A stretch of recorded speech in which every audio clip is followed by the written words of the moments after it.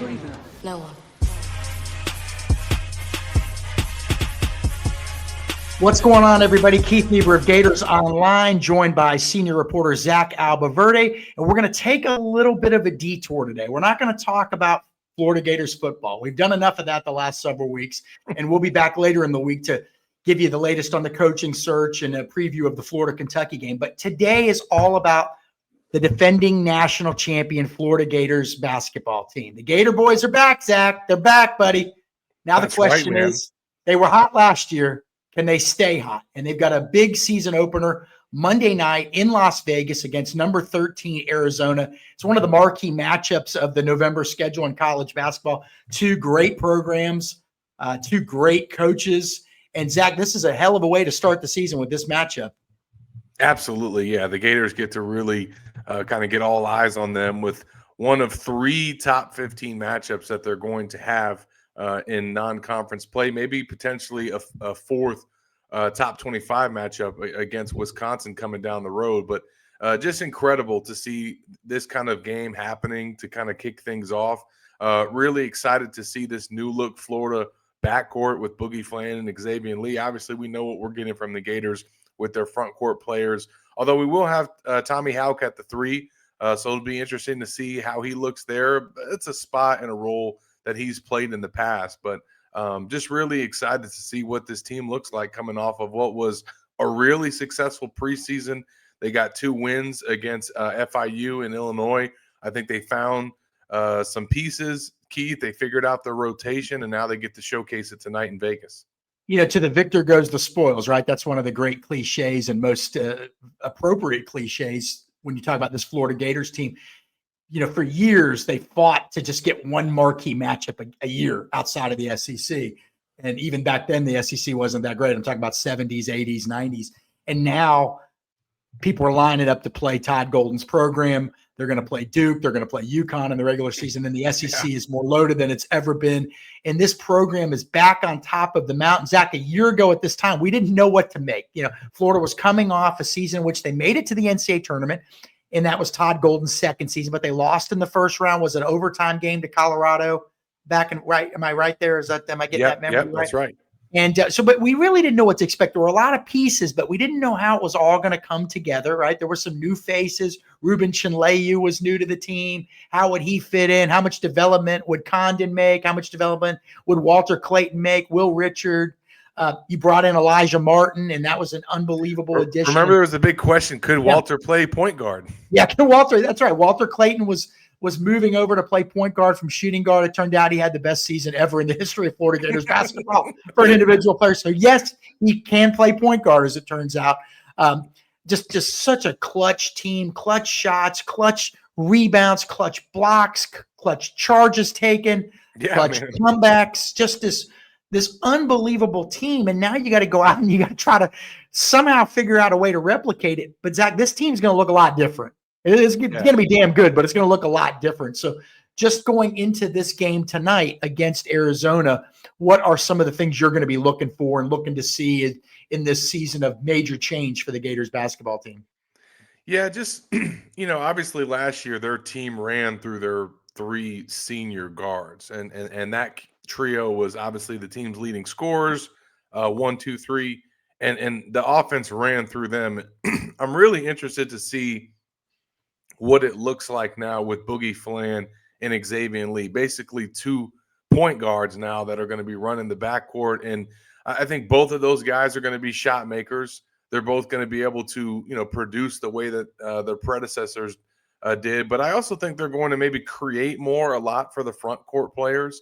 And they're going to be able to run things that set things up for those guys, as opposed to, again, the offense running through Walter Clayton, Will Richard, and Elijah Martin. So I'm excited to see that aspect of it. You know, Alex Condon has done a lot of work in the offseason to try and be more of a stretch 4 and be able to, you know, expand and improve his 3-point shot and just do more as an offensive player. So I think that he wants to be showcased more on that end. I think Ruben Chinleyu wants to be showcased more.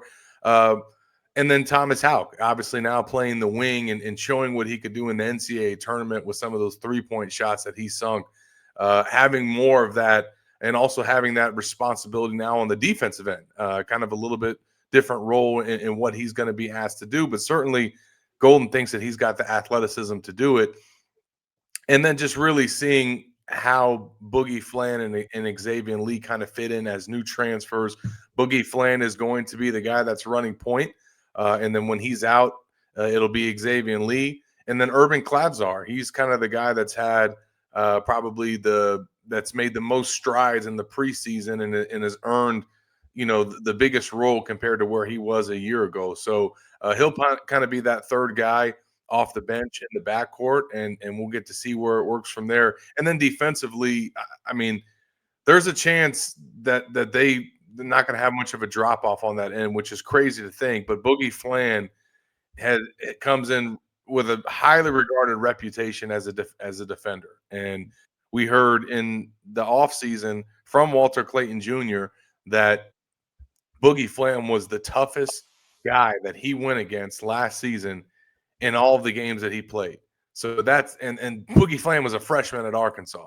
So that's very, very high praise coming from a guy who not many people could guard. So I'm excited to see now Boogie Flan taking over for Walter at the point. I mean, is there maybe a chance for an improvement there in terms of on the defensive end? Because I think that maybe was a weakness in Walter's games at times, although you would argue he made the play of the season on that last play in the national championship game on the defensive end. Nonetheless, though, I am interested to see what they look like defensively, how now at the three. And you're going to see some times there too, Keith, where you got Condon Ruben and Micah Handlogden on the floor at the same time. So Gators will be really big. So we'll get to see what that looks like defensively. So a matchup, actually, I can't believe I'm saying this, between what are now two historic powers. I mean, I think you have to now say that Florida, forget about how bad they were in the 50s, okay in the 60s, terrible in the 70s, terrible the first part of the 80s, good in the last half.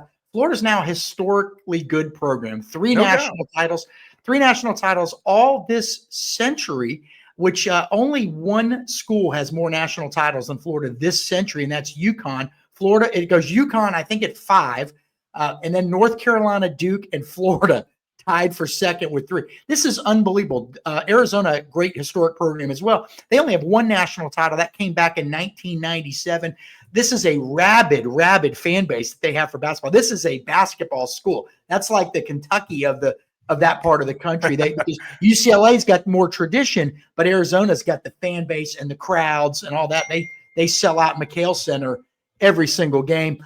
Tommy Lloyd's their head coach, for those that don't know. He is 112-33 with Arizona. They struggled last year, Zach. They still won 24 games and lost 13 in a kind of a down regular season, yet still made the Sweet 16. In Tommy Lloyd's 4 seasons at Arizona, they've won 33, 28, 27, and 24 games. They've made 3 Sweet 16s. They've been in the NCAA tournament every time, and they've won a couple of conference titles. This is a great program. He's going to have another great team. It's exactly what the Florida Gators need. It's exactly what Todd Golden wants. And quite frankly, it's probably what Tommy Lloyd and Arizona want too. They got to see if they can knock Florida off this mountaintop. It's one heck of a matchup in week 1. Zach, and I love it. Before we move on, we're going to break down this Florida Gators roster. We're going to give our predictions. And when I say our predictions, it's mostly going to be Zach. He's the guy that covers this team on a day-to-day basis. But before we get into all that, Zach, we got to do a quick ad read, so take it away. Absolutely. We'll head over and give a shout-out to Game Time, as we do each and every week. And as you all know, we are deep into college football season at this point. Incredible atmosphere last Saturday in Jacksonville. The Gators now headed on the road for back-to-back games before coming back to the Swamp against their rivals, Tennessee and Florida State. If you have not made it to the Swamp or seen the Gators play this season, make sure that you don't miss out because it is, football doesn't come around only but a few months a year. And it's been some incredible atmospheres that we've gotten to see. But as you all know, it can be tough to get your hands on tickets. Ever since I started this season and have been partnered with Game Time, it's been great for me to be able to tell all my friends and family to be able to use this app when they're trying to find Florida football tickets. My son has used it. My wife has used it. My wife's friend has used it. It always comes through in the clutch, and there's always tickets available. And the Game Time app gives the advantage back to the fans. It's the hack for unlocking amazing tickets and experiences in just a few taps. It's incredibly easy to use, and the Game Time guarantee means you can trust that you'll get 100% authentic tickets on time and at the best price. Plus, fees are always included, so what you see is what you pay. There are no surprise fees at checkout, and you can get college football tickets for as low as $25, and you can get college basketball tickets as well to see the Gator boys this season. So take the guesswork out of buying tickets with Game Time. Download the Game Time app today, create an account, and use the code ON3 for $20 off your first order. Terms apply. Again, create an account and use the redeem code ON3. That's ON and the number 3 for $20 off. Swipe, tap, ticket, and go download the Game Time app today. All right, Zach, when you and I were looking for summer articles to write, I got a hold of a couple ESPN basketball announcers, Seth Greenberg, former coach, and Jimmy Dykes. And I asked him, I said, "Oh, how good is this Florida front court?" And I think it was Jimmy Dykes that said, "Listen, on paper, it's the best front court coming back in college basketball." It's really hard to argue that. I mean, Alex Condon, preseason All-American after a solid season. I mean, ups and downs, obviously, but a solid season that showed so much promise and just plays hard every single second. You see, he's the guy, the lasting moment, the image of him diving on the floor of the championship game. That's what you need. That's what Andrew DeClercq did back in 1994 when that Florida Gators team found a way to get to the Final Four. That's what Horford, Noah Brewer, that's what those guys did. Alex Condon, I don't know that he's got the talent of some of those guys, but he's got a lot of it. And he hustles every play. So you start with him. You've got Micah Hanlogden back, and I want to get you to talk a little bit about him as well. You got Ruben Chinleyu back, who just was such a steady force out there and made key shots that you really don't even think about. And then Thomas Houck was a great player at the 4, and as you mentioned, he's going to primarily play the 3, but obviously can. He'll do both. He can do it. I mean, let's be honest, he can play center if you need him to at times. So let's start with this front court, Zach. I mean, what do you like most about it, and what stands out about what's coming back? Just the depth, the fact that they got Micah Hanlogden. I think really it starts there, right? Like, let's start with him. The fact that you've got this 7'1" senior who is really a guy that sacrificed a year to come back last season and play and help the Gators win a national championship, but was not anywhere, near kind of where he can be at his best. And certainly, coming off of that injury, now he is. Now he's had a full off season. He's in the best shape of his life. He is going to 100% basically play a starting like role, even if he's not out there on the court, for the tip. It's going to be Chinleyu and Condon on the floor to start. But Micah is going to play an even more significant role, I think, this season. And his presence and his ability, and I think his health, is allowing Florida to move Thomas Houck to the 3 spot. So I think that's important to point out, because I think Florida feels good about how they can kind of rotate those 3 bigs and also still at times play Tommy Houck still at the 4 spot. But in terms of talent, I mean, it starts with Alex Condon. This is a guy that could be a lottery pick after this season. He's a first team All SEC preseason selection, a guy that really was playing well last year, but also dealt with some ankle injuries and just kind of could never keep that groove going. I think it took him some time in the NCAA tournament to really find it. But he's a guy that really, I think he could have turned pro last year, but he was not going to be a guaranteed first round pick. And he's got the potential to be that this year if he can take his game to the next level. And I talked about it earlier, but that looks like being able to do more offensively, and especially from a 3-point standpoint, he's got to be able to be more of a stretch four. He worked a lot on that 3-point shot this offseason. He hit it in some of the preseason or one of the preseason scrimmages. He had another one where he didn't make any of the shots, but he tried 4. So you're going to see him shoot the 3 more this year.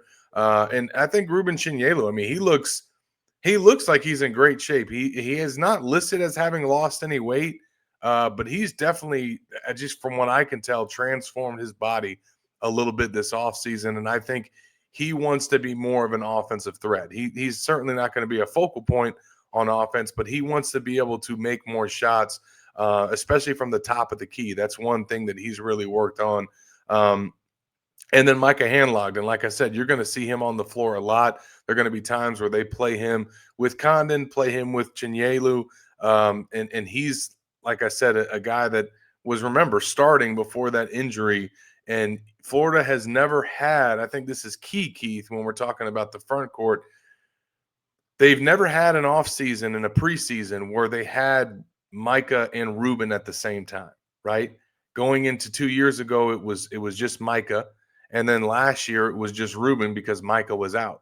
So having both of those guys be able to compete against each other for an entire offseason, practice after practice, banging in the paint, like that's iron sharpening iron. And both of those guys were able to get better because of that. So I think that's important to point out because it raised the level of competition in practice, Keith.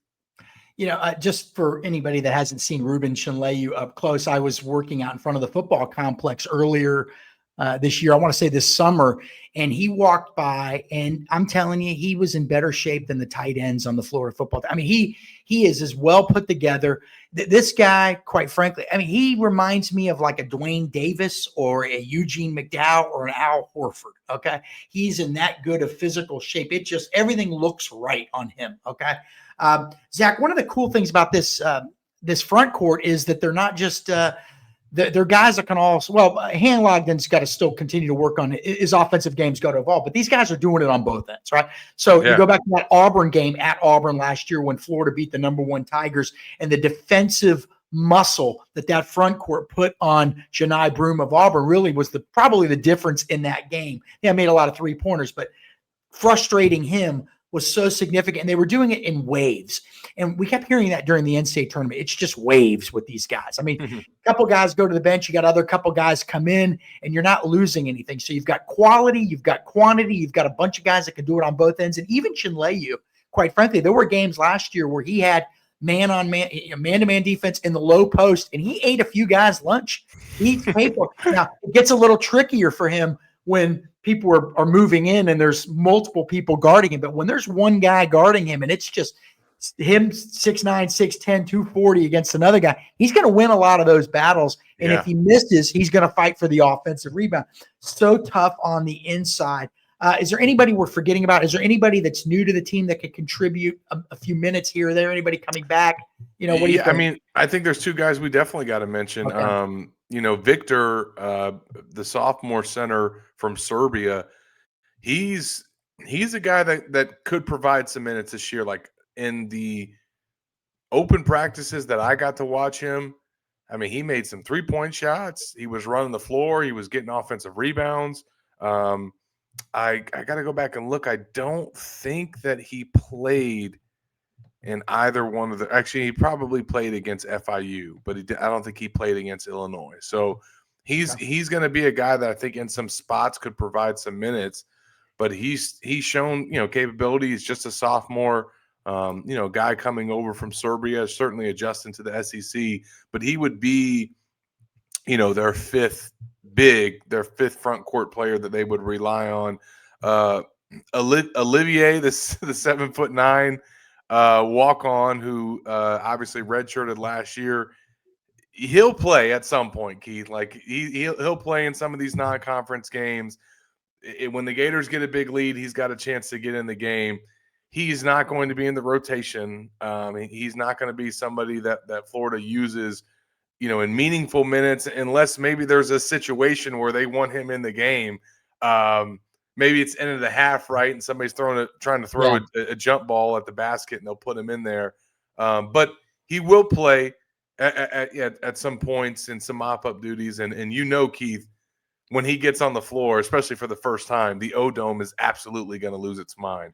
And he will officially be the tallest basketball player ever to take the court. I'm trying to think of some of the more popular walk-ons through the years. Clayton Bates, a kid I grew up with in the during the Final Four run. Daryl Finley was a popular walk-on, a good friend of mine. Florida had the one-arm guy. God, I can't remember his name. Oh, that's right. It was during the Billy Donovan era. Yeah. Boy, he was a good player too, by the way. Raleigh Castanera was a guy from the early 80s that the fans would just go crazy over whenever he would enter the game. But yeah, great story. And hopefully he can get out there and get some valuable Zach Hoskins. There you go. There you go. Yeah, that was an amazing story. Okay, so, and by the way, Florida's had a lot of them at this school. And one of these days we'll talk about some of them. There's been they had a deaf player starting on the football team, a lot of great stories. But anyway, Zach, this backcourt now. I mean, Walter Clayton's in the NBA, Will Richards in the NBA, Elijah Martin's gone, Denzel Washington, yes. He's a hell of a player. Denzel Washington's a great boy. That's my favorite actor. Denzel Aberdeen is now at Kentucky, actually nursing a preseason injury at last check. But so the backcourt is going to be retooled, but they're bringing in some pretty good guys. You've already mentioned him, Boogie Fland, former 5-star recruit transfer from Arkansas, Xavier Lee from Princeton. I always want to say Penn, but he was at Princeton. And boy, the video of that guy, the passes and the vision and all that stuff. And then you've got Alex Lloyd, the true freshman. You've got AJ Brown. Yeah, you got the Brown. You got the Brown brothers. You got CJ Ingram. So, what's this backcourt going to look like? What are your thoughts on how it's shaping up? Well, first of all, it's going to be fascinating again to see Boogie and Xavier and how they work and how the offense runs through them, through Boogie. You know, Boogie's going to be the primary point guard, and he's going to be the guy that runs things. And look, he had. I want to say, yeah, he led the SEC last year in assist to turnover ratio. So he's got the capability to do it. He's certainly, from what I've seen in practice, he runs the offense very well. He's got great, he just does a good job of seeing the floor. But at the same time, man, Xavier Lee does a great job with his passing as well. Like, his court vision is ridiculous. He's got great chemistry with Thomas Houck, if you can believe it. But he's also, he's thrown some passes, some alley-oops to Condon as well that he's thrown down. So both of those guys, they're pass first guys, I feel like, Keith. Like, I think they're both looking to run the offense and kind of look for the open man, or look for the open play, should I say. But man, if they get a chance, both of them are going to knock shots down. They're going to shoot from three. They're going to drive. They're going to finish at the rim. Both of those guys. So I'm excited to see what that looks like. They feel like their chemistry works really well together. And look, against Illinois, Boogie Fland didn't play, so Xavier Lee had to run point, and he had an incredible performance in that game. Hit 5 3-pointers. Had 8 assists, like, against Illinois, the number 17 preseason team in the country. So Xavier Lee and Boogie Fland are going to be quite the pairing. But it's not just going to be the Fland and Lee show. Like, they're going to use other guys. Like I mentioned, Urban, he had a ridiculous preseason, scored 33 points in the 2 closed scrimmages. He was 6 for 7 from 3 against FIU. 6 for 7 from 3 against FIU. I said that right. So he's certainly the guy that's kind of be the third off the bench there, or third player in the backcourt, should I say. And he got the start against Illinois when Boogie was out. And then Alex Lloyd, I think he's probably your next guy in the backcourt that's going to be getting minutes and having a role for sure. I think Isaiah Brown as well will be that next guy. He's going to have a bigger role this season. The Brown brothers are both going to play. I think Isaiah will probably play a little bit more. And then CJ Ingram's is going to be someone that is playing at that 3 spot and giving the Gators minutes there. So all of those guys that I just mentioned are going to play, but it really looks like Urban, and I think maybe Alex Lloyd, he's got a chance to be an impact freshman.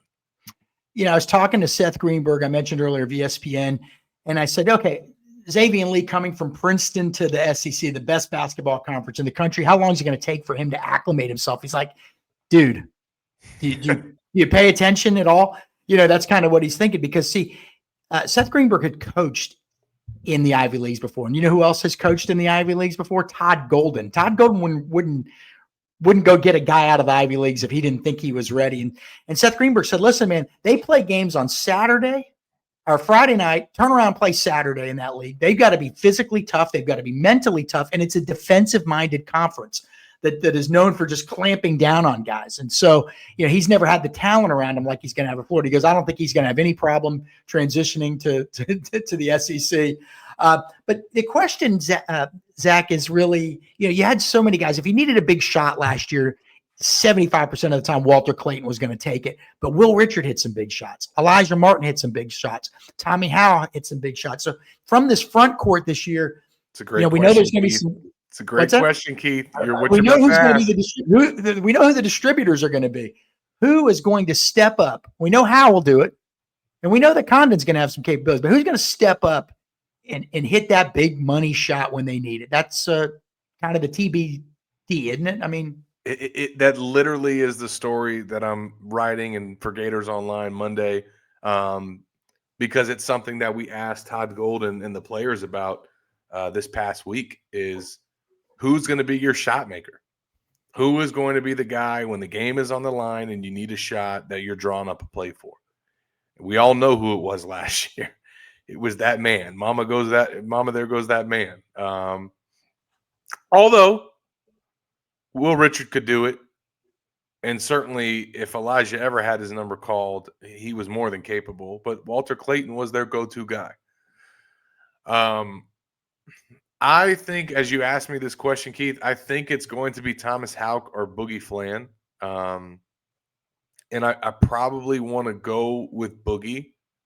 I think that he is going to be – I think Boogie might be their second best player on the team behind Alex Condon. I just think that he's going to be such a dynamic guy on offense, on defense. He's going to be able to run the point guard position. He's going to be able to make big shots like a shooting guard would. He's going to be pesky on defense, guard the best player from the other team every time. He's just going to be big time. I mean, you're talking about somebody that could have been in the NBA right now, and because he got injured and fell in the draft, he's playing at Florida right now as the number 7 overall transfer in the on-3 rankings. I mean, I think Florida, I won't say they're fortunate to have him, but that's the type of talent that you're working with here.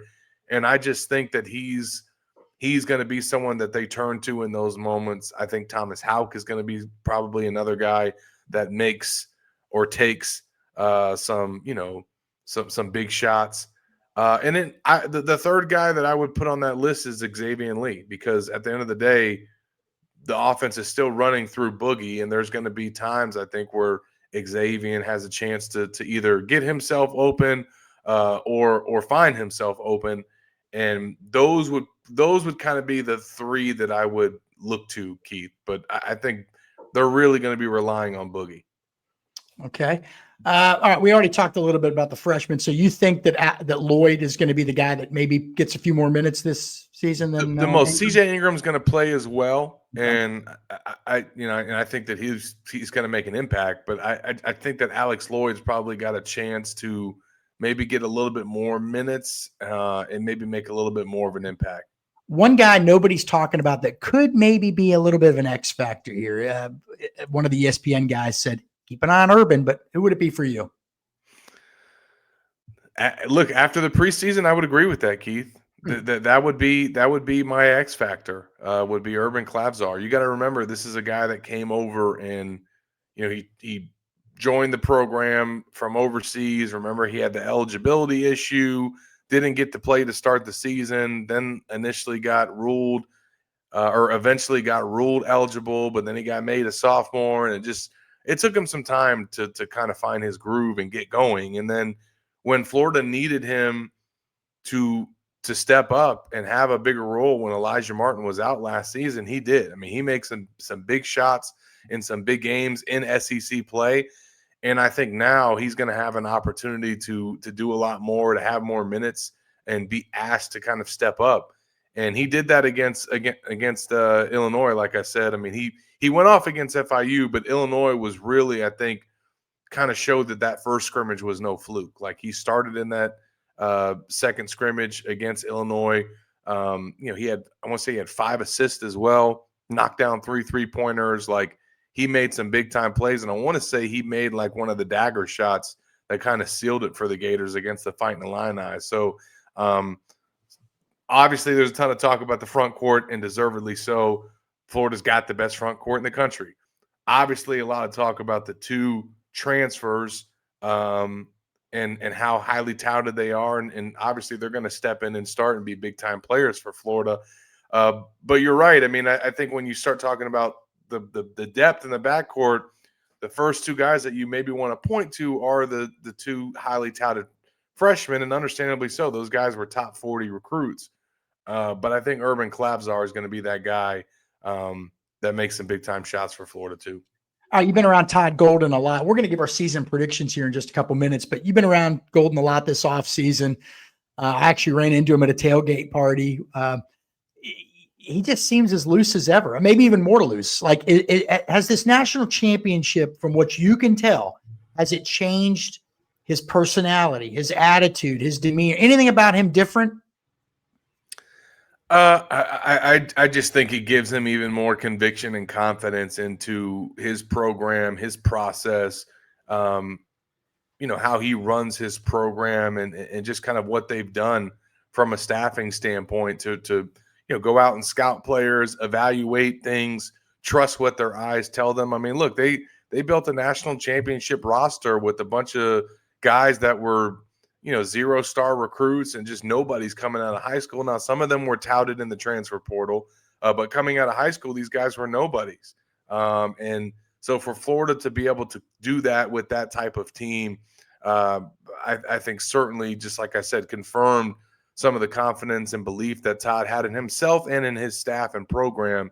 And then to be able to go out with that national championship and go recruit in the portal, keep the players that he did, certainly from a roster retention standpoint, but then go out and get Boogie Flay, Xavier Lee, A.J. Brown, sign these 2 stud recruits as well. Like, he's got it rolling now at Florida, and I think his confidence is at an all-time high because he's got this thing built.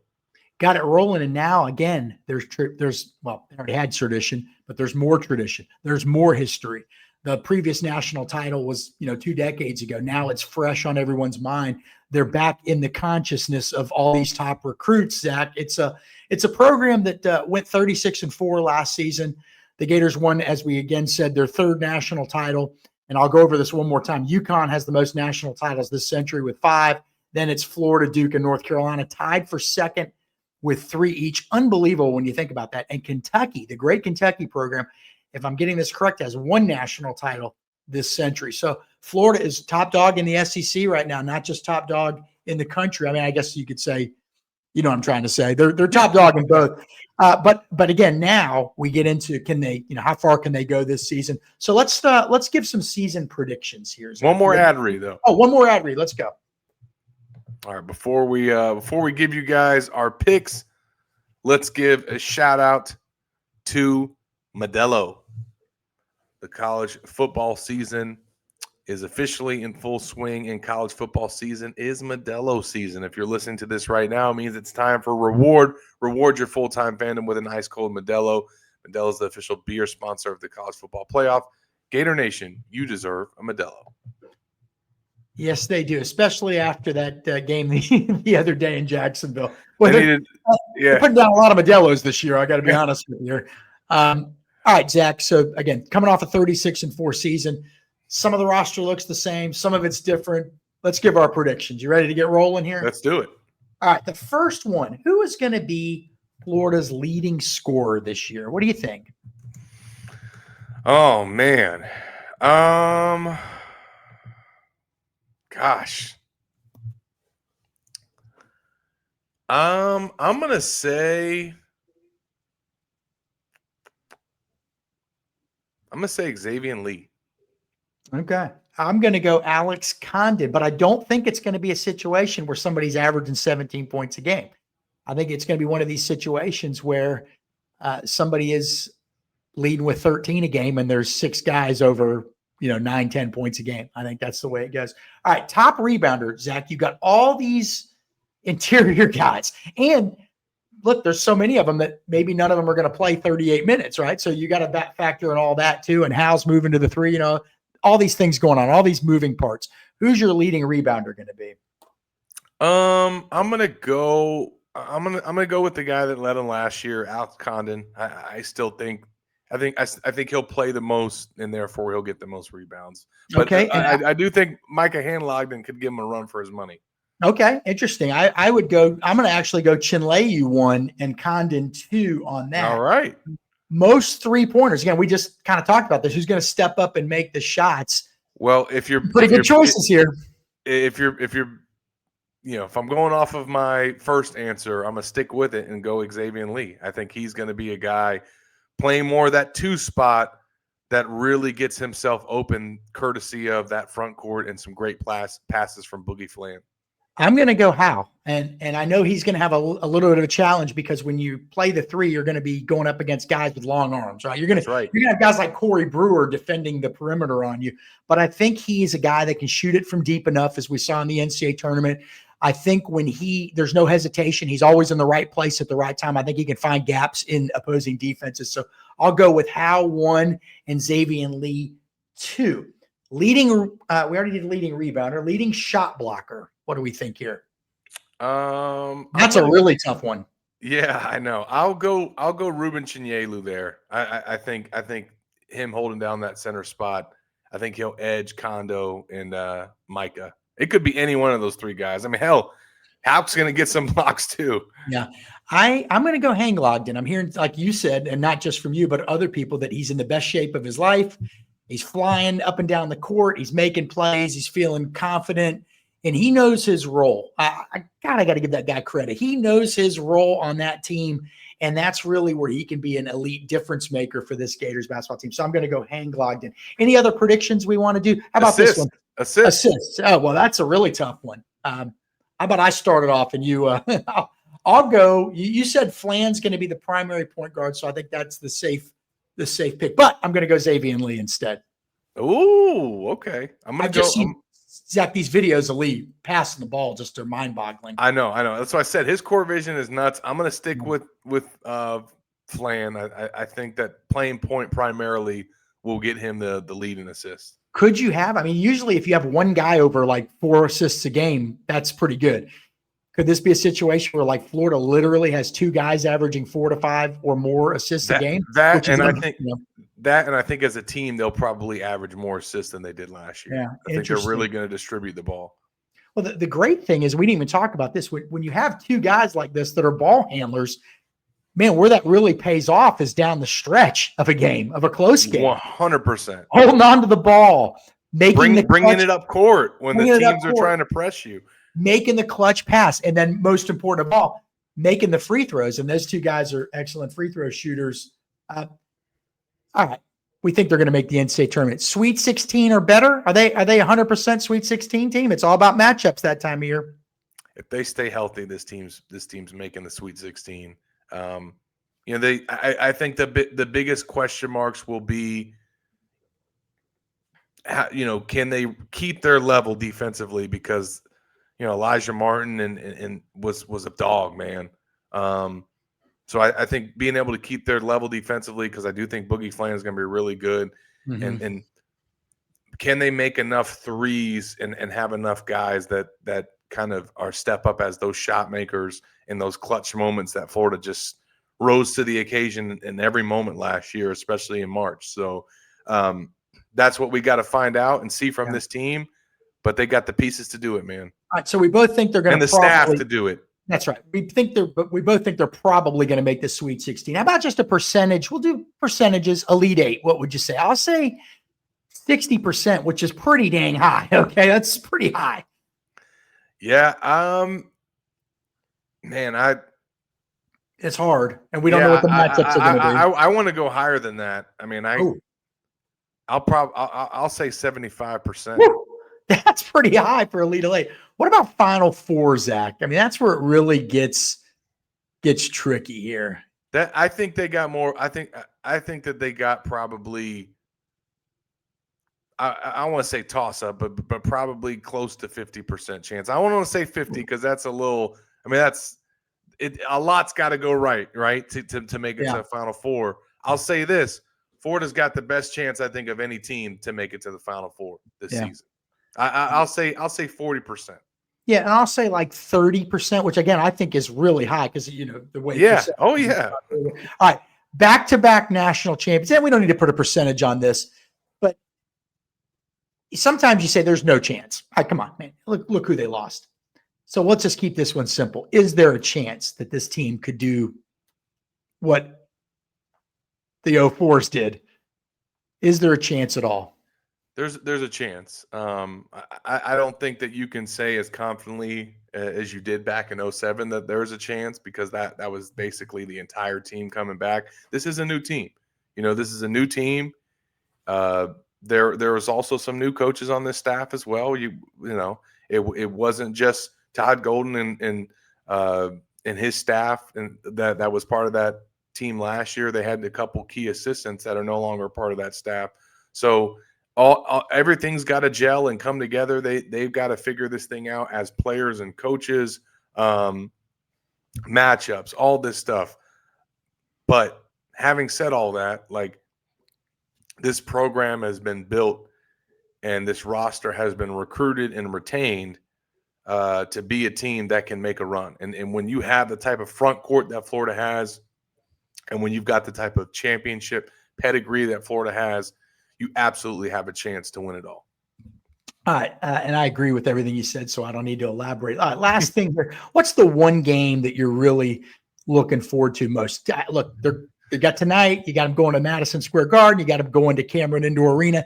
That's the one that sort of stands out to me. I think you're going to learn a lot about this team's character. Can they handle everything that is Cameron, which is just this madhouse? To me, that's the one I've got my eyes on. What about you, Zach?